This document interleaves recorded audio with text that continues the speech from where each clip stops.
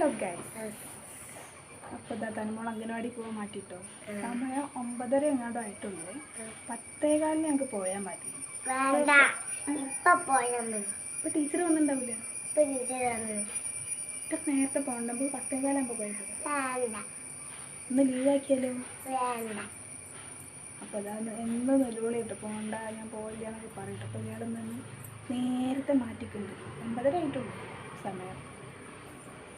നമുക്ക് പോവാം. എന്നാ പോവാം. 10:30 ആവട്ടെ. അപ്പോൾ പോവേ. ഇപ്പോൾ പോയാലുണ്ടല്ലോ കുട്ടികൾ ആരും വന്നിട്ടുണ്ടാവില്ല. അങ്ങനെ പോയ പാട്ട് പിടിക്കുമോ? നമുക്ക് പാടി തരും വൈകുന്നേരം. എന്നാ ഇപ്പോൾ ഒരു പാട്ട് തരും.